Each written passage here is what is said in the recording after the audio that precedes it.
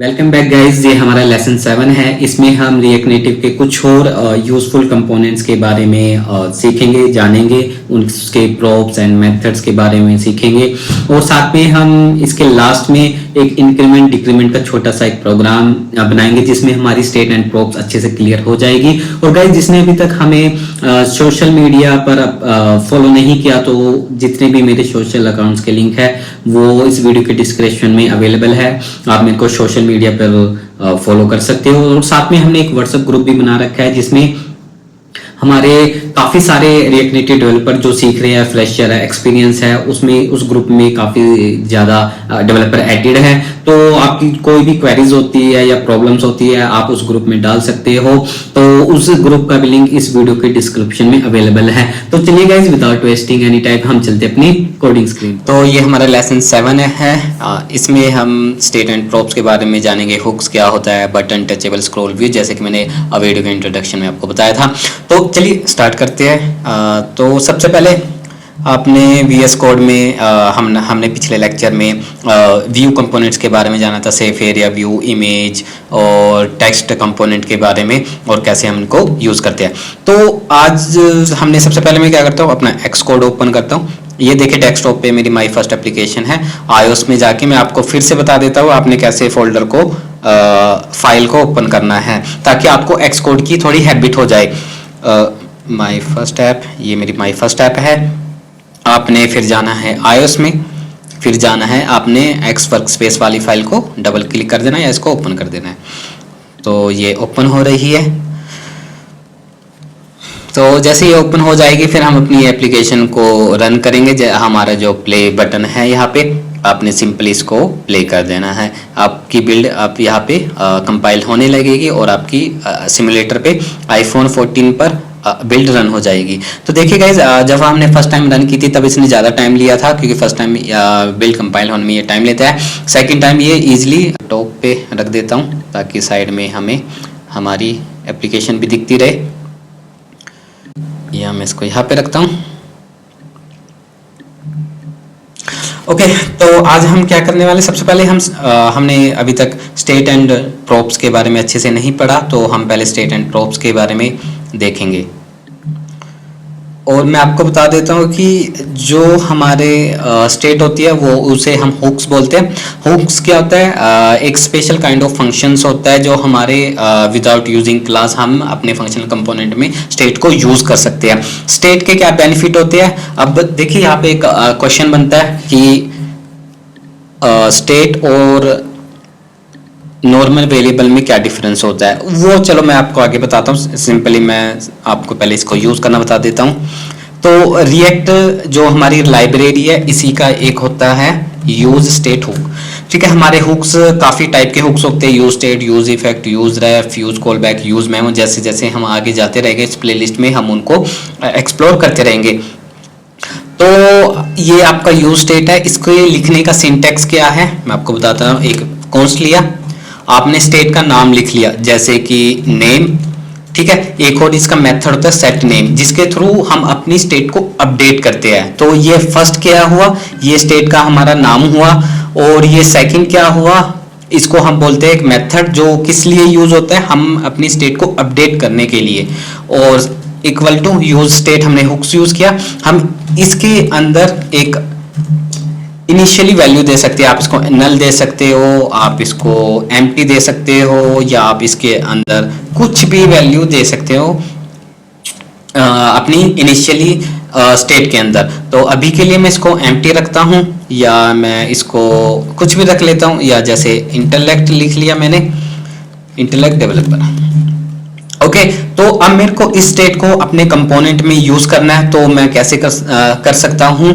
तो अभी के लिए मैं क्या करता हूँ, इन सभी चीजों को हटा देता हूँ। ठीक है, अब मेरे को इस स्टेट को अपने रिएक्ट नेटिव कंपोनेंट में यूज करना है। तो मैं सिंपली क्या करूंगा, देखिए आपको पता है कि मैंने जो भी आपका स्क्रीन के ऊपर दिखता है या लिखते हैं हम उसको टेक्स्ट कंपोनेंट में ही यूज कर सकते हैं। हम डायरेक्टली कुछ भी नहीं लिख सकते। अगर हम कमांड एस प्रेस किया, देखिए texting must be render with in A text component. तो चलिए हम क्या करेंगे, टेक्स्ट कंपोनेंट लेंगे अब मैंने इस वेरिएबल को यूज करना है, मैं इस वेरिएबल को डायरेक्ट यूज नहीं कर सकता। अब ये देखिए इसने क्या दिया, सिर्फ नेम ही दे दिया मेरे को, बट मेरे को क्या चाहिए था, इंटेलेक्ट डेवलपर। तो हम यहाँ पे यूज करेंगे JSX का। JSX का क्या मीनिंग होता है कि हम अपने जो कंपोनेंट्स होते हैं उसके अंदर कोई भी वेरिएबल यूज करना है, कोई भी स्टेट यूज करनी है, कुछ भी हमने डेटा यूज करना है तो हम with the help of JSX करते हैं। तो JSX का सिंटैक्स क्या है, इसका सिंटैक्स होता है करली ब्रेसेस, इसके अंदर हम अपना स्टेट पास कर देंगे। अब ये देखिए इंटेलेक्ट डेवलपर, इसने मेरी वैल्यू को यहाँ पे प्रिंट कर दिया। तो आप, आई होप आपको ये समझ आया होगा कि मैं आपको स्टार्टिंग से बता देता हूँ स्टेट क्या है। स्टेट एक तरफ का एक kind of special kind of, आप उसको वेरिएबल बोल सकते हो, जिसमें हम अपनी वैल्यू को स्टोर करके रखते हैं। इसका फायदा क्या है, देखिए हम वेरिएबल को डायरेक्ट, जब वेरिएबल को अगर हम इसकी जगह देखिए ये भी कर सकते थे, मैंने कॉन्स्ट नेम लिया और इंटेलेक्ट डेवलपर किया। देखिए ये सेम ही बात हुई, या तो मैंने एक कॉमन वेरिएबल लिया, ये जो जैसे हम अब वेरिएबल डिक्लेयर करते हैं कॉन्स्ट नाम से, मैंने अपना वेरिएबल डिक्लेयर किया, इसमें वैल्यू मैंने स्ट्रिंग नाम की इंटेलेक्ट डेवलपर असाइन कर दी, और जैसे ही और with the help of JSX मैंने अपने वेरिएबल को यूज कर लिया।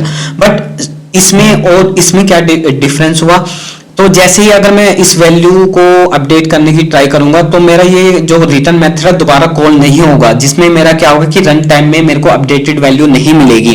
तो स्टेट का क्या मतलब है, इसलिए हम अपने इसका स्टेट का यूज करते हैं, क्योंकि स्टेट का जैसे ही हमारी स्टेट जैसे ही चेंज होती है, हमारा जो कंपोनेंट होता है वो री रेंडर हो जाता है। री रेंडर होने की वजह से हमें अपडेटेड वैल्यू हमारे कंपोनेंट में दिखाई देती है। तो री रेंडर कैसे करेंगे, चलिए मैं आपको बता देता हूं। तो उससे पहले हम क्या करेंगे, एक बटन कंपोनेंट का यूज करेंगे। जैसे कि मैंने यहाँ पे ये देखिए बटन है, बटन कंपोनेंट से आपको पता ही लग रहा होगा कि रिएक्ट नेटिव का प्री बिल्ड एक बटन कंपोनेंट है, जिसका हम डायरेक्ट यूज करके, जैसे बटन कंपोनेंट है, बटन कंपोनेंट में क्या क्या प्रोप्स है, इसका एक होता है प्रोप्स होता है और टाइटल होता है, और काफी टाइप के इसके प्रोप्स हो सकते हैं। अगर आप कंट्रोल प्रेस करके स्पेस बार दबाओगे, जितने भी इसके अंदर प्रोप्स होते हैं वो आपको यहाँ पे दिखने लग जाएंगे। तो टाइटल में अब जैसे कि मैंने लिख दिया चेंज नेम, ये देखिए चेंज नेम, ये जो बटन है ये आपका जो नेटिव जो बटन है ये वो वाला बटन है। ये एंड्रॉइड के केस में बटन डिफरेंट दिखता है क्योंकि उसका नेटिव का डिफरेंट बिहेवियर है।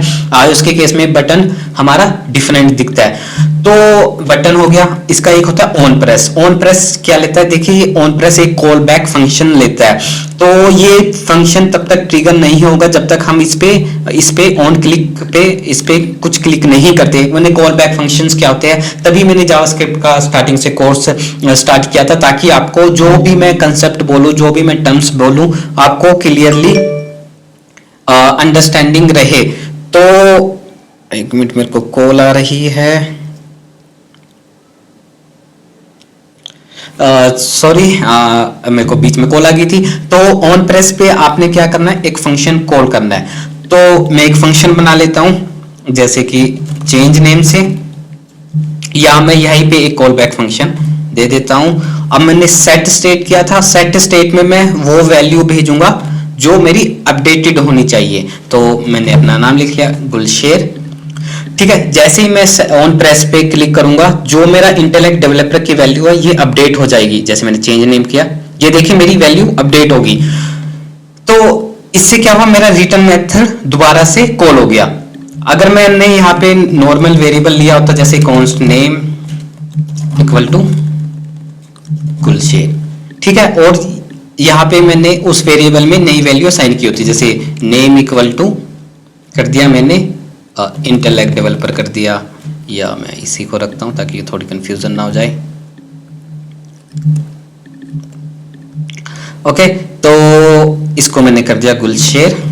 मतलब मैंने क्या किया, इस फंक्शन में इस वेरिएबल में ये वैल्यू साइन कर दी। तो पहली बात तो ये डायरेक्ट इसमें वैल्यू साइन नहीं करेगा क्योंकि मेरा कॉन्स्ट नाम से वेरिएबल डिक्लेयर था, तो ये अपडेट करने नहीं देगा। तो मैं वेर नाम से ले लेता हूं। अब देखिए मैंने चेंज नेम पे ये किया, देखिए मेरा नेम चेंज नहीं हो रहा क्योंकि ये स्टेट का बिहेवियर परफॉर्म नहीं करता, इसलिए हमारी स्टेट यूज होती है कि रन टाइम पे हमारा कंपोनेंट री रेंडर हो जाए। तो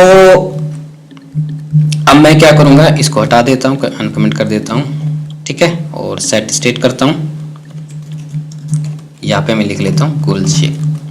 ओके, चेंज किया, ये देखिए मेरा नेम चेंज हो रहा है। तो स्टेट क्या है, एक स्पेशल काइंड ऑफ एक वेरिएबल है जो हमारा, जिसके वो हम रन टाइम पे अपडेट कर सकते हैं, जिससे हमारा रन टाइम में अपडेट होने से क्या होता है कि जो भी हमारा कंपोनेंट है, रिटर्न मेथड होता है, दोबारा से कॉल होता है और जितनी भी अपडेटेड वैल्यू होती है हमको प्रोवाइड करके देता है। तो ये केस था हमारा स्टेट का, और स्टेट को हम बार बार अपडेट भी करते रहते हैं, चेंज करते रहते हैं। अब हम क्या करेंगे, अब हमने बटन कंपोनेंट के बारे में भी जान लिया है। तो बटन कंपोनेंट में एक इसका डिसएडवांटेज ये होता है कि हमारे आप जितनी भी हमारी एप्लीकेशंस होती है, हम बटन कंपोनेंट को चेंज नहीं कर पाते, मतलब उसकी स्टाइलिंग को चेंज नहीं कर पाएंगे अगर हम बटन कंपोनेंट का यूज करेंगे।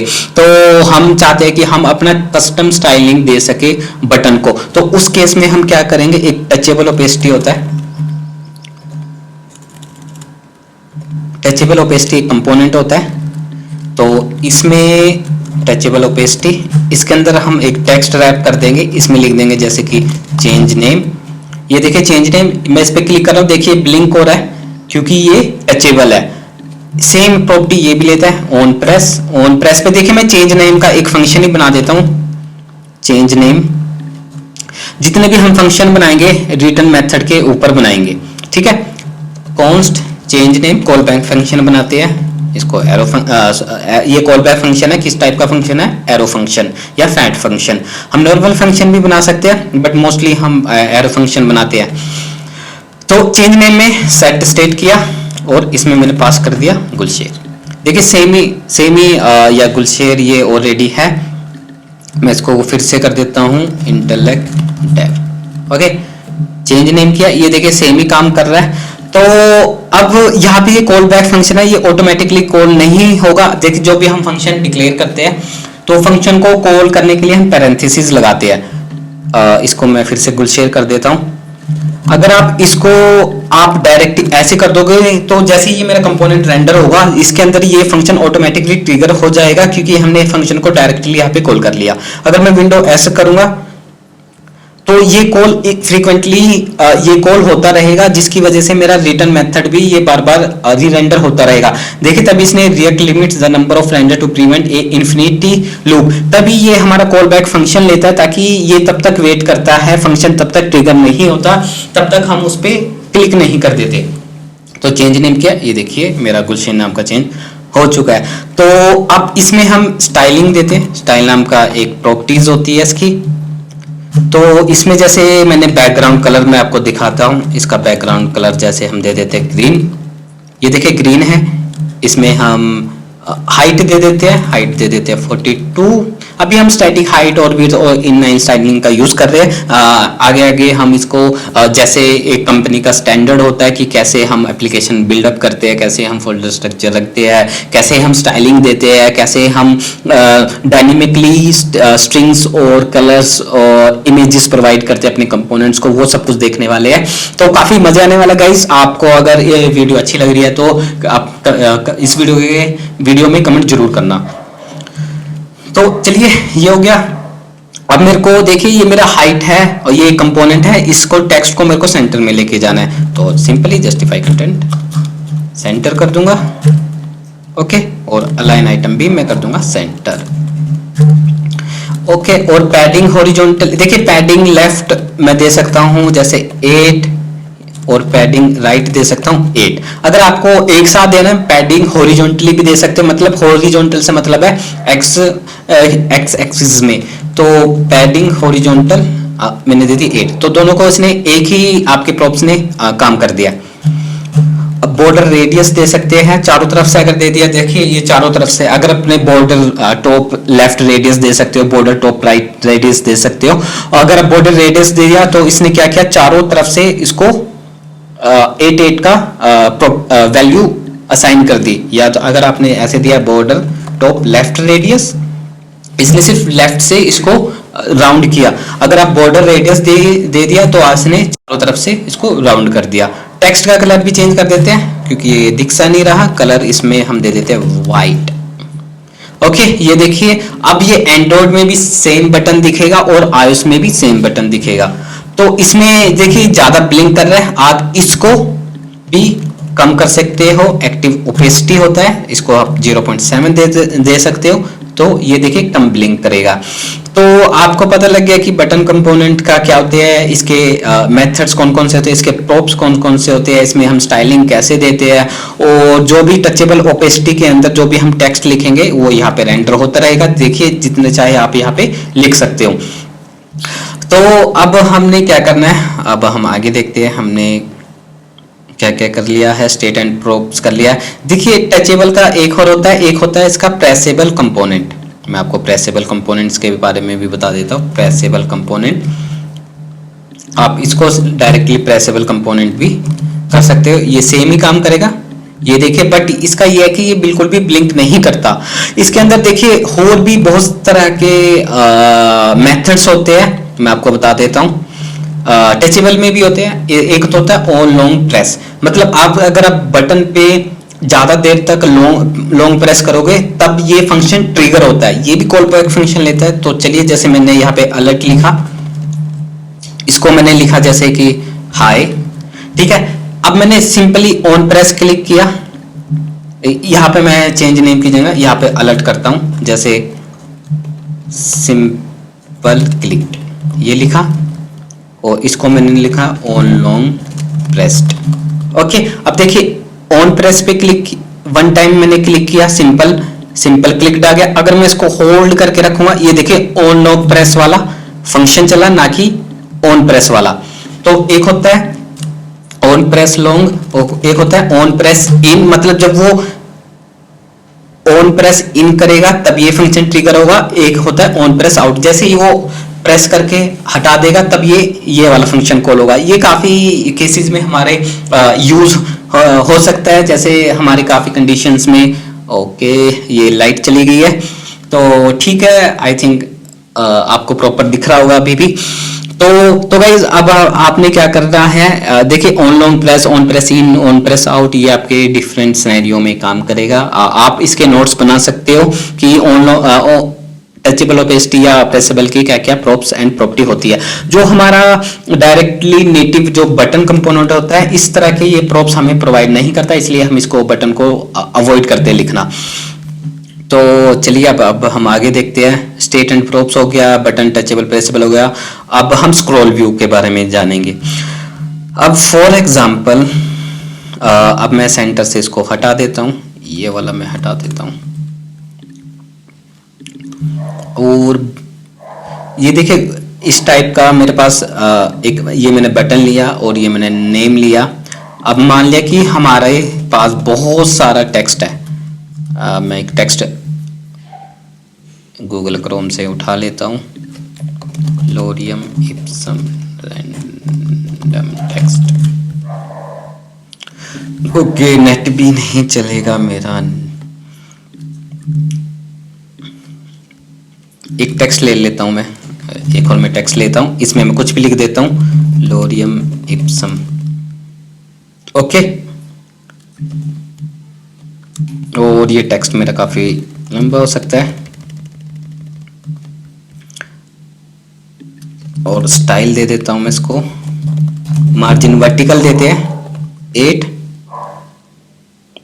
या 16, ठीक है। और इसी को मैं multiple time copy and paste कर देता हूं। अब ये देखिए, अब मेरा जो कंटेंट है वो स्क्रीन से बाहर जा चुका है। अब मैं इसको स्क्रॉल करके नहीं देख सकता। मेरे को जितना भी मेरी स्क्रीन पे कंटेंट था मेरे को विजिबल होना चाहिए। तो उसके केस में हम क्या करेंगे,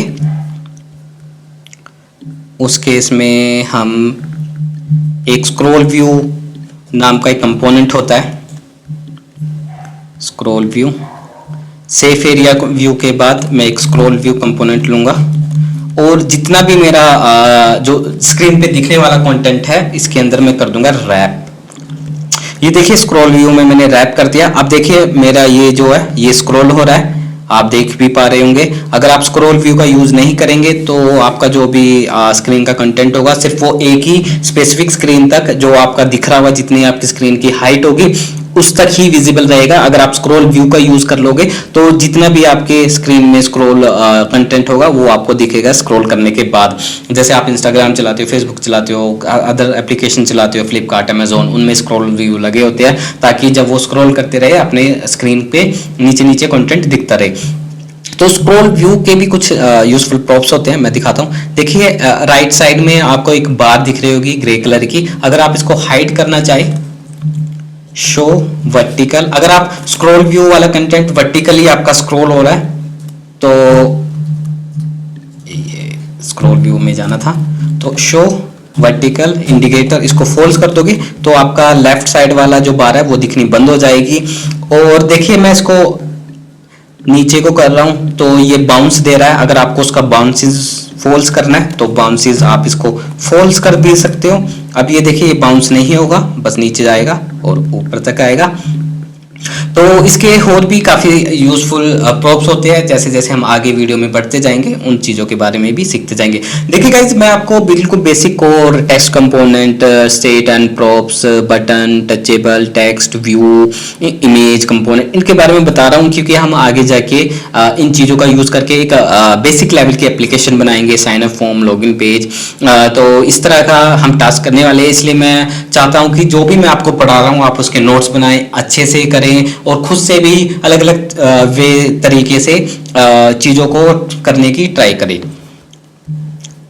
तो अगर आप अपने VS कोड में राइट क्लिक करके फॉर्मेट डॉक्यूमेंट करोगे तो ये आपका फॉर्मेट हो जाएगा, एक अच्छे फॉर्मेट में आपको दिखेगा, आपकी टेढ़ी मेढ़ी लाइनें नहीं होगी। तो अभी तक हमने क्या कर लिया है, हमने स्टेट के बारे में जाने की, स्टेट का कैसे यूज करते हैं, स्टेट को कैसे अपडेट करते हैं, स्टेट वेरिएबल और नॉर्मल वेरिएबल में क्या डिफरेंस है, फंक्शन क्या होते हैं, कॉल बैक फंक्शन क्या होते हैं और पेरिसेबल की क्या क्या मेथड्स एंड प्रॉपर्टीज होती है। अब सिंपली मैं क्या कर रहा हूं, इसको मैं हटाने वाला हूं और हम एक सिंपली एक प्रोग्राम बनाएंगे। और यहाँ पे मैं देखता हूँ हमारा स्क्रॉल भी हो गया। इंक्रीमेंट डिक्रीमेंट का अब हम प्रोग्राम बनाने वाले हैं, तो चलिए इंक्रीमेंट डिक्रीमेंट का एक प्रोग्राम बनाते हैं। ट्रेसेबल को भी मैं हटा देता हूँ, चलो स्क्रॉल व्यू को भी हम हटा देते हैं, सिर्फ सेफ एरिया व्यू को हम रहने देते हैं। सेफ एरिया का मैंने आपको यूज केस बता दिया क्या होता है। हम इसको लेंगे काउंटर, सेट काउंटर। आप इस जरूरी नहीं है कि आप सेट काउंटर इसका नाम रखें, आप इसका नाम XYZ भी रख सकते हो। तो जब भी आप अपडेट करोगे तो आपको XYZ को के अंदर ही वैल्यू को असाइन करना होगा। तो कन्वीनियंस के लिए हम जैसे जिस टाइप की अपनी स्टेट इनिशियलाइज करते हैं उसी टाइप का हम अपनी स्टेट का मेथड भी इनिशियलाइज कर देते हैं। सेट काउंटर, इनिशियली वैल्यू हम लेंगे 0। ओके, अगर हमको उसको शो कराना है तो टेक्स्ट कंपोनेंट में JSX का यूज करेंगे। ये JSX है और इसको हम यूज करेंगे काउंटर। ये देखिए मेरा 0 दिख रहा है तो हम इसको सेंटर में ले जाएंगे, align item center, justify content center. इस justify content, flex one, background वगैरह के बारे में पिछली वीडियो में मैंने अच्छे से एक्सप्लेन किया है। अगर आपने वो वीडियो नहीं देखी तो आप उस वीडियो को जरूर देखना। तो देखिए मेरा 0 सेंटर में आ रहा है। मैं इसके ऊपर एक बटन लूंगा, इसके नीचे बटन लूंगा, प्लस करने पे ये प्लस होगा और माइनस करने पे ये माइनस होगा। तो चलिए एक बटन लेते हैं, टचेबल ओपेसिटी ले लेते हैं,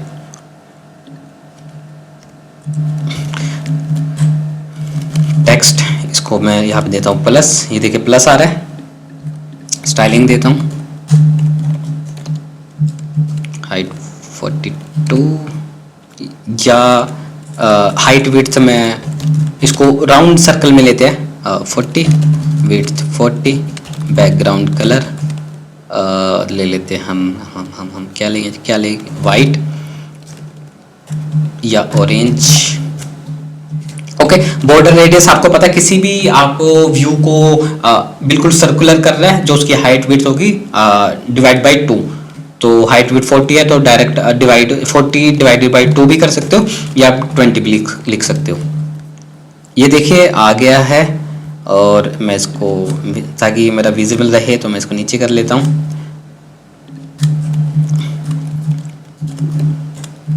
अलाइन आइटम सेंटर, ये देखिए मेरा एकदम सेंटर में आ चुका है।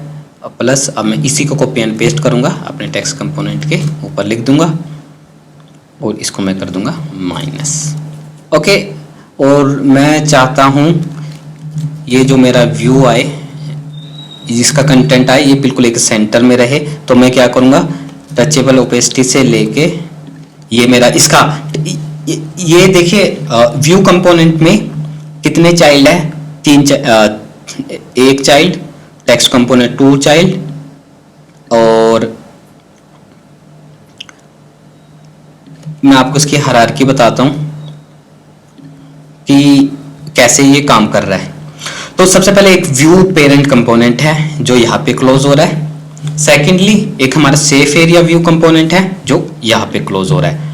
अब व्यू कंपोनेंट का जो चाइल्ड कंपोनेंट है वो है सेफ एरिया व्यू कंपोनेंट, ठीक है। व्यू कंपोनेंट का एक ही चाइल्ड कंपोनेंट है, और सेफ एरिया व्यू का कितने चाइल्ड कंपोनेंट है, इसका भी एक कंपोनेंट है, एक चाइल्ड कंपोनेंट। अगर आप यहाँ से इसको क्लोज एंड करके देखेंगे तो अब व्यू के अंदर कितने चाइल्ड है मैं दिखाता हूँ। एक टचेबल ओपेसिटी चाइल्ड है, एक टेक्स्ट काउंटर चाइल्ड है, एक टचेबल ओपेसिटी, इसके अंदर 3 इसके चाइल्ड है। आपको इस चीजों का पता होना चाहिए ताकि जब आप व्यू बनाओगे तो आपको कंफ्यूजन ना हो, आपको स्टाइलिंग देने में कंफ्यूजन ना हो। तो उस केस में ये चीजें बहुत यूजफुल होती है। तो टचेबल ओपेसिटी का कितने कंपोनेंट है, इसका सिर्फ एक ही कंपोनेंट है, चाइल्ड कंपोनेंट, इसका भी सिर्फ एक कंपोनेंट है। और ये जो टेक्स्ट कंपोनेंट है ये इंडिविजुअली काम कर रहा है, और ये सिर्फ किसका, इसका जो पेरेंट कंपोनेंट है वो व्यू कंपोनेंट है। तो ऐसे इसकी हायरार्की चलती है। अब मैं क्या करूंगा, इसके अंदर जितने भी आइटम्स होगी उसको मैं सेंटर में कर दूंगा। ये देखिए इसके ये सेंटर में आ चुकी है। अब मैं इसको स्टाइल दूंगा, स्टाइल। अब ये देखिए ये इंडिविजुअल मेरा एक कंपोनेंट था, टचेबल ये मेरा एक कंपोनेंट है। तो अब मैं इसके अंदर जो स्टाइलिंग दूंगा, मार्जिन टॉप दूंगा, तो ये इस वाले कंपोनेंट से मार्जिन लेगा। अगर मैं मार्जिन बॉटम करूंगा तो इस वाले से ये मार्जिन लेगा। तो मैं मार्जिन वर्टिकल कर देता हूं ताकि ये 16 लिया, ये देखिए इसने मार्जिन दे दिया। तो आपको मार्जिन पैडिंग का ध्यान रखना बहुत जरूरी है कि आपकी मार्जिन पैडिंग कैसे अप्लाई हो रही है। तो जो भी आपकी आप जब मार्जिन और पैडिंग देते हो तो ये एब्सोल्यूट रहती है। एब्सोल्यूट का क्या मतलब हुआ, जो भी आपके आसपास जितने भी आपके कंपोनेंट्स हैं वो उससे मार्जिन और पैडिंग लेती है। तो चलिए ये मार्जिन और पैडिंग के बारे में आपको पता लग गया। तो मैं माइनस करूंगा तो ये माइनस होना चाहिए, प्लस करूंगा ये प्लस होना चाहिए। तो चलिए यहाँ पे एक फंक्शन बनाते हैं, एक कॉमन फंक्शन बनाएंगे, या अलग अलग भी बना सकते हैं। तो पहले हम अलग अलग बनाएंगे, जैसे ऑन इंक्रीमेंट के केस में सेट काउंटर करूंगा मैं, काउंटर में प्रीवियस वैल्यू लूंगा, काउंटर प्लस 1 कर दूंगा। ऐसे ही मैंने इसको कॉपी पेस्ट किया, ऑन डिक्रीमेंट कर दूंगा, सेट काउंटर -1 कर दूंगा। ठीक है, सिंपली। अब मैंने ऑन प्रेस के बारे में आपको बताया कि ऑन प्रेस ये क्या है, माइनस है, तो ऑन डिक्रीमेंट कर दूंगा। ये हमने ऑन डिक्रीमेंट किया। इस वाले पे मैं ऑन प्रेस पे ऑन इंक्रीमेंट कर दूंगा। तो चलिए अब देखते हैं क्या होगा। प्लस करने पे ये देखिए मेरा प्लस हो रहा है, माइनस करने पे सिंपली माइनस हो रहा है। तो मैं आपको बता देता हूं ये इसने कैसे काम किया। मैं इसको यहां पे रख देता हूं साइड में। इसने कैसे काम किया, तो जैसे मैंने ऑन डिक्रीमेंट का फंक्शन कॉल किया तो ऑन डिक्रीमेंट वाला फंक्शन चला, और जो भी मेरी एग्जिस्टिंग स्टेट थी -1 किया। जब मान लिया कि 0 स्टार्टिंग में अगर मैं इसको 0 पे ले जाता हूँ, माइनस किया तो ये -1 पे चलता रहेगा, प्लस किया तो ये प्लस पे चलता रहेगा। तो ऑन डिक्रीमेंट में इसने डिक्रीमेंट वाला फंक्शन कॉल किया। अब मैं चाहता हूँ कि इन दो को मैं दो फंक्शन ना लिखूं, तो एक ही फंक्शन में मैं अपना काम कर लूँ। तो मैं कैसे करूंगा, एक कॉमन फंक्शन बनाऊंगा, ये ऑन इंक्रीमेंट फंक्शन, या कुछ भी लिख सकता हूं। ओके, ये पास किया, ओके, मैं इसको अब उड़ा देता हूं। अब सिंपली आपने क्या करना है, आप जैसे इस फंक्शन को पास करोगे, तो अगर आपने इस फंक्शन के अंदर से एज एन आर्गुमेंट्स कोई वैल्यू पास करनी है, तो हम कैसे पास करते हैं, 1 2। आपको पता है हमने जावास्क्रिप्ट के जो टॉपिक्स थे उनमें इन चीज़ों को अच्छे से सीखा है, तभी मैं आपको फंक्शन बार बार बना के दिखा रहा था, उसमें एज एन आर्गुमेंट्स और पैरामीटर्स क्या होते हैं उसके बारे में मैंने अच्छे से एक्सप्लेन किया था। तो अब अगर मैंने इसको ऐसे डायरेक्टली कॉल कर लिया, तो मैंने आपको कॉल करके बताया था कि वो इन्फिनिटी चल पड़ता है। तो अगर मैंने ऑन इंक्रीमेंट डिक्रीमेंट ऐसे किया तो वो इन्फिनिटी चलता रहेगा, जिसके कारण हमें इश्यू आ सकता है। तो अब हम क्या करेंगे, इसी को हम as an call back pass कर देंगे। तो ये फंक्शन तभी कॉल होगा जब हम इस पे क्लिक करेंगे। तो यहाँ पे देखिए ये मेरी वैल्यू है काउंटर, जो मेरी इनिशियली वैल्यू रहेगी काउंटर, उसको इसमें पास करूंगा, इसमें भी वही पास करूंगा। अगर मैं अलर्ट यहाँ आपको दिखाना चाहूँ अलर्ट करके, तो इसका अलर्ट नाम का एक होता है, जो ये मेरी वैल्यू है, जैसे वैल्यू, इसको मैं अलर्ट करा दूंगा वैल्यू। देखिए मैंने माइनस पे क्लिक किया, ये 0 है, ये देखिए ये 0, क्योंकि इस पे भी अभी तक हमारी अपडेटेड स्टेट नहीं करवाई, तो इनिशियली वैल्यू हमारी 0 थी, जो हमने एज एन आर्गुमेंट पास की, पास स्टेट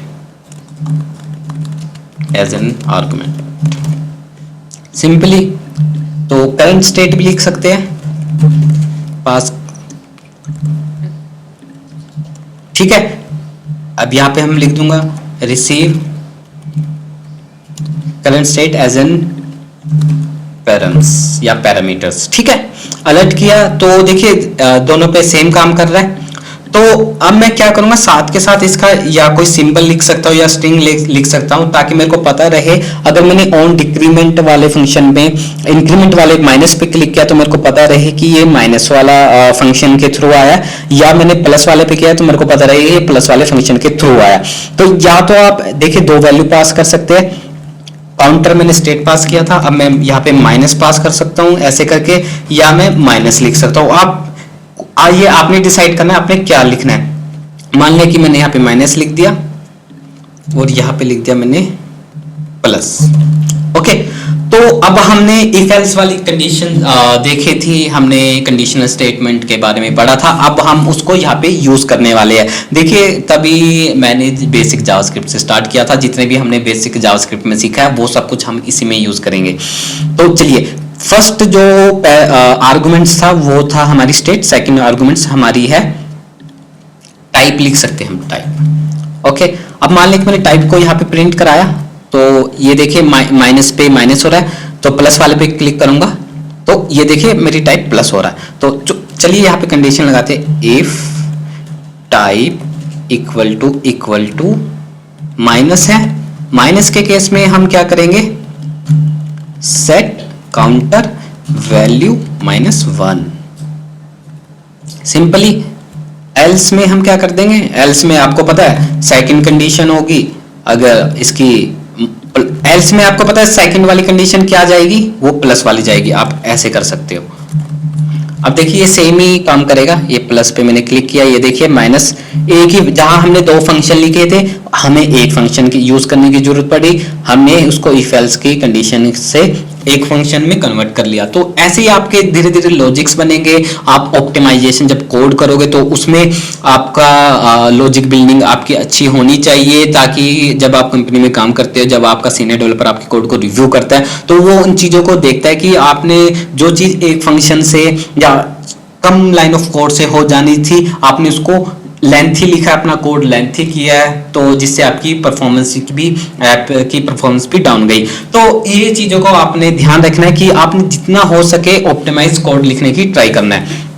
तो आई होप आपने इस वीडियो से बेसिक, अभी आज की वीडियो में हम इतना ही करेंगे, मैं नहीं चाहता हमारे जो लेक्चर्स की वीडियो, लेसन की वीडियो काफी लंबी जाए। आई होप आपने काफी कुछ सीखा होगा। और गाइज आपने इस वीडियो को लाइक करना है, शेयर करना है और वीडियो में कमेंट भी करना है अगर आपको इस टाइप का कंटेंट अच्छा लग रहा है। तो टीचिंग मेथड क्योंकि हमने डिफरेंट किया हुआ है इस बार, और आई होपफुली आपको अच्छा भी लग रहा होगा और आपको अच्छे से समझ भी आ रहा होगा। तो अगर आपके पास कोई नेगेटिव फीडबैक है, नेगेटिव फीडबैक मीन्स आप चाहते हो कि मैं आप कंटेंट को थोड़ा हम अच्छे वे में भी और बता सकते थे, या आपको कुछ समझ नहीं आ रहा, तो आप मेरे को कमेंट सेक्शन में जरूर बताना। तो चलिए गाइज, अब हम मिलेंगे नेक्स्ट वीडियो में नए टॉपिक के साथ। तब तक के लिए bye bye and take care.